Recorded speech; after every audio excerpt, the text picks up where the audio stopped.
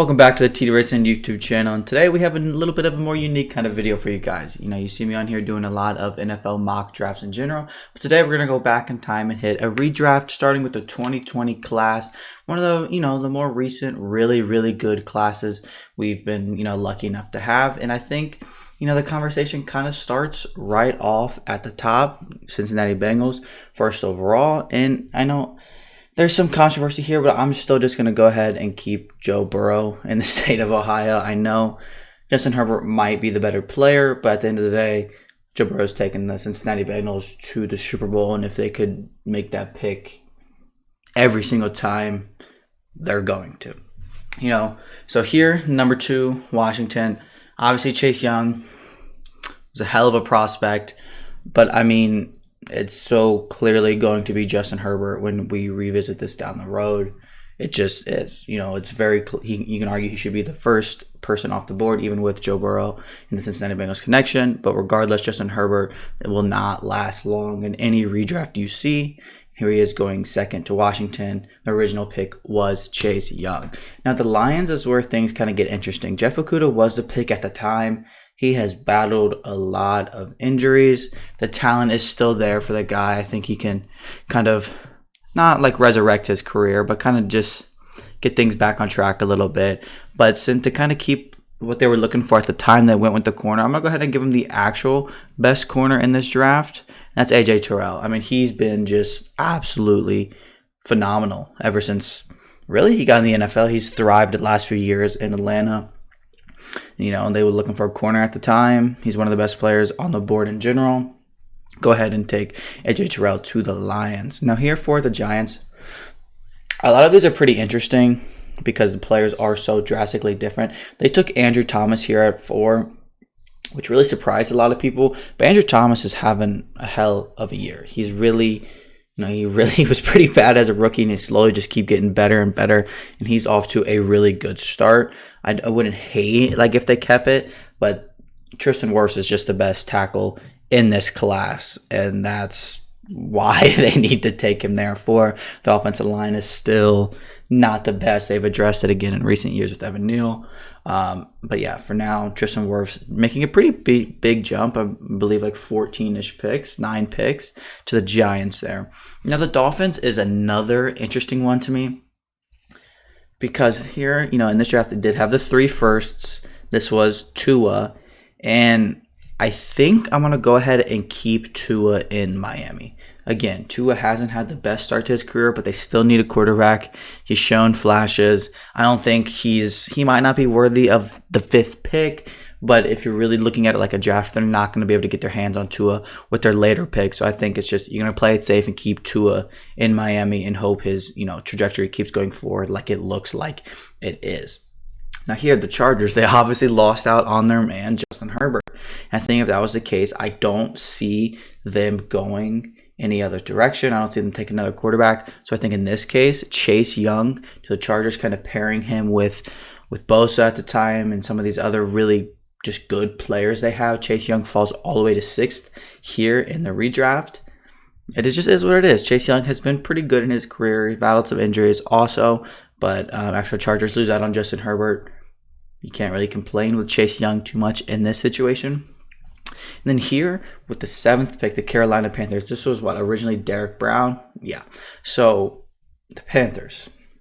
This one is probably going to be the biggest, maybe not the biggest jump, but a pretty large jump for a very good position of need, especially when you think about the Carolina Panthers. When you think about when this time, the Cam Newton era was kind of on its way out and we're just looking for somebody, and they still don't really have a quarterback. So I'm going to go ahead and give them Jalen Hurts, jumping all the way up to 7. I just think Jalen Hurts in that Carolina Panthers system at the time, kind of following the suit of Cam Newton, would be absolutely phenomenal. Jalen Hurts has had a hell of a start to this year, and if he can keep developing as a passer, the sky is the absolute limit for Jalen Hurts in here. That's why he goes as high as he does. Now, this one is interesting again. I loved Isaiah Simmons coming out. I still don't necessarily hate taking Isaiah Simmons here because I think there's a lot of potential with him. But the Cardinals at this time, I'm not going to give him Isaiah Simmons. I'm going to go ahead and give him another tackle. I'm going to give him Jedarick Willis from Alabama at the time. I believe Wills ended up going to Cleveland. He did. Isaiah Simmons is good, but just linebackers in this league aren't as important as like people really think they are. And the Cardinals' offensive line has not been the best for the last few years. So you just get a pretty good plug and play offensive tackle to protect Kyler Murray and all these, kind of make the offense a little easier. Just makes too much sense there. And now the Jags. The Jags picked C.J. Henderson here, which C.J. Henderson is now not even on the Jags. So it's kind of making things tough again. I think this might be where I take Justin Jefferson. Justin Jefferson all the way up to 9 to Jacksonville was probably even a little low. I'm not going to lie, he slipped my mind a little bit, but still, receivers that early probably could have been higher, but Justin Jefferson at 9 here to Jacksonville, I probably should have put him a little higher if we're going to be honest, but the whole wide receiver takeover really didn't kind of start happening to the year after. So this was a little bit before that time, but Justin Jefferson is a hell of a player, and he could have went so much higher, but here he just goes 9 to Jacksonville, trying to keep it a little bit how things could have went. Jacksonville needed a receiver. Some of these other teams just needed other positions more than receivers. They're trying to keep it a little bit realistic there in that sense. But Justin Jefferson at 9 to Jacksonville is, could you imagine Trevor Lawrence right now with a guy like Justin Jefferson? That would be unreal. Now Cleveland, this was Jedarick Wills, so they could go offensive lineman again. Andrew Thomas is here. Becton's here. Becton hasn't had that career yet either, but he's just been really banged up. I think it's going to have to be Andrew Thomas just because their offensive line is so important in Cleveland. I think there might have been some other better players on the board, but the way Cleveland does things, their offensive line is so important. So they just kind of have to have one. The Jets at 11 is really interesting because they're kind of similar. They really try to pride themselves on having good, interior on both sides of the ball. Just really good interior play. So there's a couple other people that kind of make sense. But I'm gonna go ahead and give them somebody to get a little bit ahead of what they just did this year. But CeeDee Lamb here at 11 is just. The Jets have always been kind of looking for that receiver. Yes, they might have found it these last 2 years with Elijah Moore and Garrett Wilson, but at this time, they really lacked that for a few years, so maybe it could have helped the rebuild get going a little bit sooner. We're going to have CeeDee Lamb taking his talents to New York, technically New Jersey here, but you get it, CeeDee Lamb to the Jets. Now, the Raiders and their first-round draft picks, man. We're obviously not taking Henry Ruggs. He will not be drafted. But they have 2 first-round picks here. I'm going to keep up the same vibe of the receivers. And I'm going to go ahead and give them the one I think everybody kind of thought they were going to take. And that's Jerry Jeudy. Like I said, one Alabama receiver to another. I think a lot of people expected it to be Jerry Jeudy. And then it wasn't. So it was a little bit of a surprise there. But nonetheless, Jerry Jeudy winds up in Vegas somehow here in our redraft. The 49ers, a lot of teams had multiple picks in this draft. But this pick, the 49ers, was actually swapped these next 2 picks. There was a trade that was made for Tristan Wirfs, but Tristan Wirfs is long gone. So here there was no trade made. And the way that the 49ers ended up drafting Javon Kinlaw, but in this situation, Derek Brown is still here. Derek Brown is still a really solid player. Kind of keeps up the same vibe of the Javon Kinlaw. I just think Derek Brown's a little better. It is what it is. So it just kind of works out that way there for San Francisco. Nothing too different, but just good value. Derek Brown hasn't had the career people expected. Maybe he was drafted a little early, but the talent is still there. And especially if you get him on the 49ers defensive line, maybe he taps into the potential a little sooner. Now here with Tampa Bay, they had traded up for Tristan Wirfs, and that was absolutely huge for them. But if you're looking at theirs, it's not a lot of. You could take Becton, but knowing what you know about him, the Bugs wouldn't do that. So I'm gonna go ahead and dip into a top 5 just true talent in this draft, but position of need. Just looking back on it, if this is the way the board falls, Jonathan Taylor 14 to the Bucks is just phenomenal. You get Brady the weapon, maybe Winston at the time or whatever. This might have been Brady's first year, but regardless, Jonathan Taylor is a difference maker in the backfield. I know running backs don't really get drafted too early, and I don't think they should, but in this case, when you're revisiting the draft, you know how good Jonathan Taylor is, and you know how much of a difference maker he really truly is. So I think that really is such a perfect fit, Jonathan Taylor in that Bucs offense. Now Denver, this is where they took Jerry Jeudy. They ended up double dipping in the draft here. So I'm going to go ahead and keep that receiver mentality and just go ahead and give them T. Higgins. T. Higgins fell way too far in this draft. Ended up being the first pick of the second round by the Bengals. He's had a pretty good career so far. But again, keeping up that same vibe with the receiver, they really needed one at the time. T. Higgins kind of feels like a Bronco for some reason. I don't know if it's just like the orange Clemson, the orange Bengals. So now he's going to the other orange team. But regardless, it just kind of feels right for whatever reason it really is. Now here in Atlanta, this was what AJ Terrell with a phenomenal value here. I'm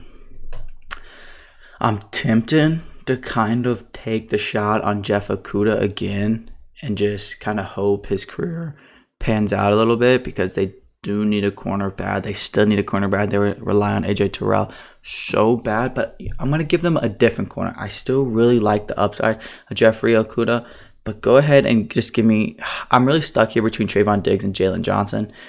Just two very different kinds of corners, but I'm going to go ahead and give him Trayvon Diggs, just the playmaker, the ball hawk.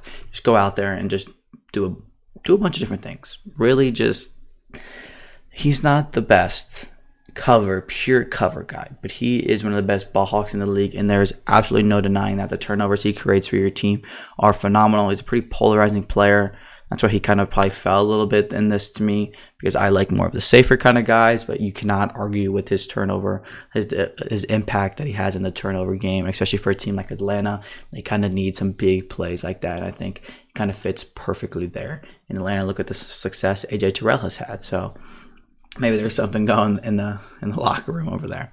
Now the Cowboys at this time, this ended up being CeeDee Lamb. Kind of fell, kind of surprised some people, because if you see their team needs here, I mean, corner, safety, wide receiver. They have Cooper there's still some good receivers here. Brandon Ayuk, Pittman is pretty good. Chase Claypool is pretty good. That's it for like the first round guys. They do make sense. They really do. But I think if this was the way the board fell at the time, they're not really going to be targeting another one of those receivers. So I'm going to give them my favorite corner of this class, and that's Jalen Johnson from Utah. Just a phenomenal corner. Just really, really, really solid. Like I said, he's kind of the opposite of Trayvon Diggs. He doesn't really get any interceptions, but he just doesn't allow targets to be thrown at him, because he really is developing into a true shutdown corner. So I think Dallas, after losing out on their some prized wide receivers, kind of have to not even settle, because at this time they still have Amari Cooper, they got Gallup, but it's just, they still have some weapons here, so they didn't need a wide receiver at the time. CeeDee Lamb was more of a, wow, he's still here, let's take him kind of guy. And here he's not, so they're going to go with the next best available player, and that is Jalen Johnson. Now the Dolphins here with their second pick, they did not draft very well. This was Austin Jackson. At the time, I'm going to go ahead. If I'm the Dolphins here, I think this is kind of where I pull the trigger on risking it with the Jeff Okudah. Just good value here in the redraft. I know he hasn't had that career yet, but when you have the picks like that, you can kind of take a risk on a guy.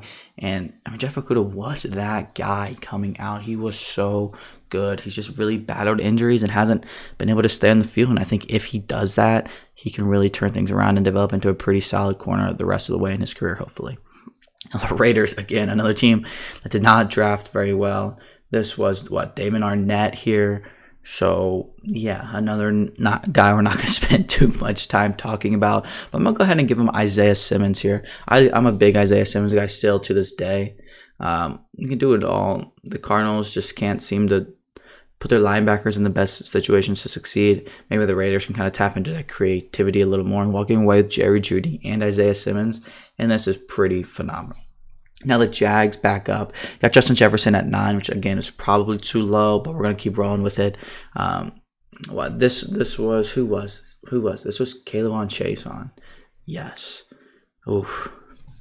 Another guy hasn't really developed yet. He's shown some flashes, but it just hasn't truly been there. Obviously, CJ Henderson, could be an option. Javon Kinlaw could be an option. Becton could be an option. Kind of need some D-line help here. I believe the best one is Kinlaw, yeah. And then even some safety help. Some of these safeties are really interesting. I'm going to go ahead and give him Kinlaw here with a little bit of value. Another guy that's battled some injuries early in his career, but the talent is definitely there. Just position of need, so I just think it kind of makes sense, flows in a little bit there. Now here with the Eagles, obviously this was the Jalen Reagor pick. They will not be taking Jalen Reagor here, but I am going to have them take another receiver. It's really close for me between Brandon Ayuk and Michael Pittman. It really is. It's really tough. I'm going to go ahead and give them Michael Pittman. He kind of fits the receivers they have at the time in Philadelphia, which is kind of why they went with that Jalen Reagor, that slot, explosive kind of guy. And maybe Ayuk fits that a little better, but I just think Michael Pittman's probably the better player by a hair. So that's just kind of what happened there. But at least they didn't take Jalen Reagor, and the next pick was Justin Jefferson. So silver lining there. Now the Vikings, this was the Justin Jefferson pick, and they have another team with multiple picks that ended up being traded at the time. But this one, they did stay pat. They took Justin Jefferson, which again was kind of crazy because it wasn't unexpected by any means. But again, I do think it was more of a, he's kind of still here, let's go ahead and take him kind of thing. But they need cornerback help. They have always needed cornerback help. There's some really good, solid corners down the board here. And L'Jarius Sneed all the way down here is pretty solid. Not anything. These people are getting drafted, but there's just the corner depth is always pretty good. You can find corners from anywhere. It's really tough, man.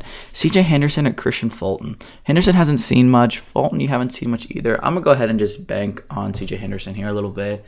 He's shown some flashes for sure, but I mean, he's already been traded in his career. Things were just terrible in Jacksonville for him. He's in Carolina trying to get his footing again. Upside is still there, and everybody knows when you think about the Vikings, you know they do not have corners ever. So we're going to take a chance on CJ Henderson there. And now the Patriots. This was a trade with the Chargers. The Chargers traded up for Kenneth Murray here. But I think, if they stay pat, they need a quarterback here at this time. Some edge is pretty solid. There's some decent edges throughout. Again, nobody crazy, but there definitely is some decent edges. But I think the guy that kind of just feels like a Patriot to a degree, we're going to go into linebackers. We're not going Kenneth Murray. We're not going Patrick Queen. But we're probably going to go with arguably the best linebacker from this draft, and that's Logan Wilson. 3rd round pick here. Jumps all the way up to pick 23.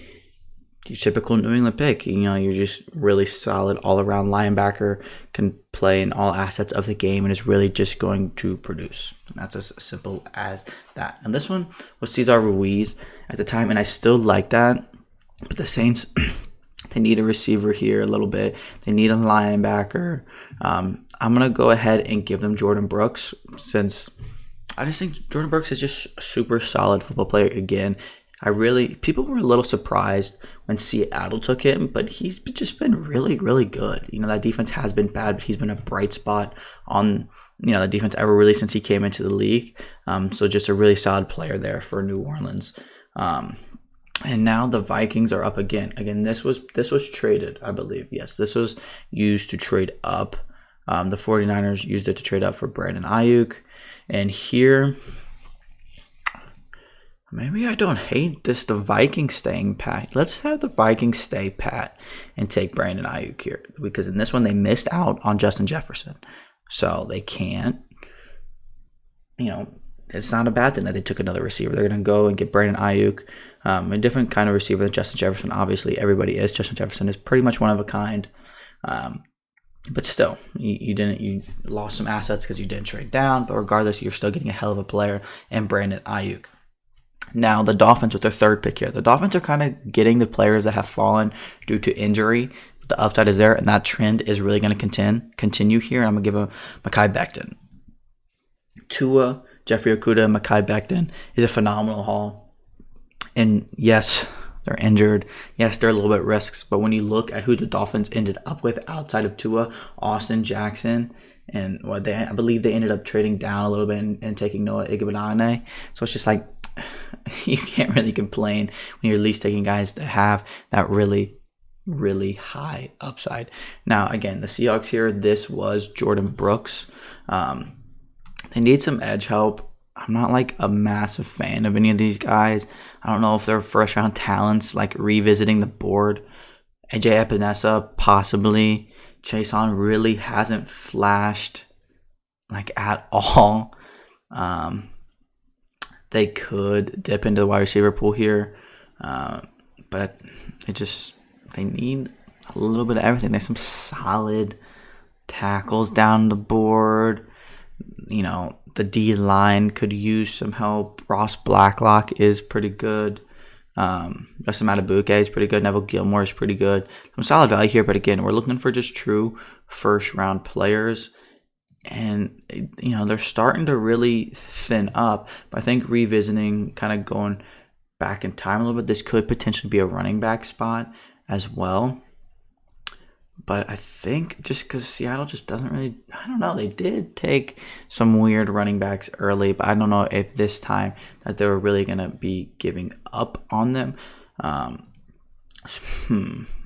don't know. I really don't know what I want to do here with Seattle. I think I'm just going to stay with their linebacker position. Jordan Brooks worked out. And I'm going to give him Kenneth Murray. Murray's flashed a lot. He's another guy that hasn't really had that success too much yet, but when he's battling some injuries, but he has flashed, and that's kind of what you're looking for at the end of the first round there. And here, this was Patrick Queen. Patrick Queen is not a first-round player. Wasn't then, is it now, in my opinion. So I'm definitely staying away from him. This one, like, it's tough because the Ravens have some running backs. They ended up taking J.K. Dobbins eventually. I'm going to go ahead and give him DeAndre Swift here. I think DeAndre Swift is just on another tier than J.K. Dobbins. Obviously, the value is not as good since you took Dobbins later in the draft, but I think Swift is simply the better player. So it's just kind of how it works out here. Now, the Titans took Isaiah Wilson here. I don't know if you're familiar with the Isaiah Wilson story, but I don't even know if he's on a roster anymore in the NFL. And this is a 2020 draft. It's currently 2022. So things did not work out, and they did not work out in a hurry. So take that with what you will. It's tough here. I like Christian Fulton, who's on the Titans. Christian Fulton fell in the draft due to some injury stuff. They kind of need a tackle. Josh Jones has been solid. But if you're really redrafting, I don't know if he's that kind of guy to where you really take him here. Maybe it's because it's kind of the position of need, sort of, you do. None of these receivers are worth taking. Chase Claypool is interesting to me here, but that's really it. Actually, Darnell Mooney is tempting. I knew Darnell Mooney was down here. Juwan Johnson, now a tight end, is pretty fun as well. Darnell Mooney, even Gabe Davis is a little interesting down here. Nobody crazy for sure. Darnell Mooney might sneak in here, but not, I don't think, at this pick right now. So the Titans, man, I'm going to go ahead and just give them, in my opinion, the best player on the board. I think that's Cesar Ruiz here. He's got them really long arms. You can kind of move him around. He can do a lot of different things. They kind of always want to obviously run the football with Derrick Henry. He's phenomenal in that asset of his game. So I think it kind of just makes sense there. It's not one of those like really appealing, sexy picks, but just good value nonetheless. Now the Packers here, this is not going to be Jordan Love. I can promise you guys that. I'm going to revisit these receivers. I'm going to scroll all the way down here again. I do not want to miss him. Darnell Mooney. Probably the biggest riser here. I would be pretty confident in saying that. Just a hell of a player, man. Like he gets some. He doesn't even get any slack. It's just he plays for the Bears. And that's really all it is. Like, and the Bears haven't done the football much this year. Last year he showed a ton of flashes, which is why he jumps as high as he did. You can even argue he should be higher, and I would not complain at all. But here in the last 2 picks, again, this pick was traded. This what ended up to be the Vikings with the Brandon Ayuk swap. Vikings ended up taking Jeff Gladney here. But the 49ers can go a number of different directions. I think if this was kind of how it played out, Kayvon Chason makes sense for them because they really do develop those kind of guys. But they did trade up for Brandon Ayuk. There's a couple receivers here that I think could really do well in San Francisco the way they've been creative with these receivers. And Chase Claypool is really tempting because of that. The Steelers used him very creative his rookie year, and he thrived, and they really have kind of gone away from it. But I don't, like looking back on, I don't know if Chase Claypool's that kind of guy. There's also some good running backs here. Clyde is good. J.K. Dobbins is good. But running backs, I don't really take running backs too early unless they really are those kind of talents. Like I took DeAndre Swift, and I took Jonathan Taylor. Not sure the rest of these guys are there. Like I said, plenty of edge talent here if they wanted to dip into. They kind of need some secondary help at this time. I'm gonna go ahead and give him a guy that probably should have went off the board earlier. That's Antoine Winfield Jr. Kind of forgot about the safety class a little bit. I know like McKinney's good, Delpit's solid. There's just a bunch of solid. I love Jeremy Chin. I love Kyle Duggar. And I love Antoine Winfield. But again, safety is just one of those positions that's a little all over the place. Like you don't need a good one, but good ones are very appreciative. And the Chiefs kind of have always needed some secondary help as well. You can kind of get some versatile pieces through there. It's just tough because I think Jeremy Chin's a first-round player. Kyle Duggar is pretty close there for me too. Xavier McKinney is pretty close as well. But this was obviously Clyde Edwards-Helaire. I don't think they revisit that if that was the case. But do I want to pull the trigger on any of these corners? I mean, Christian Fulton, I'm going to just go ahead and give him Christian Fulton. And that's that. I mean, there's a lot of shakeup here. Just a little bit of everything. I mean, everything was kind of different. We revisited. We still had the same first pick, but things kind of started right after that with Justin Herbert going to Washington. But yeah, we're gonna have a lot more redrafts here. So if there's a year you really want to see, make sure you comment that down below. And I'm looking forward to seeing you guys here on the TWSN YouTube channel again soon.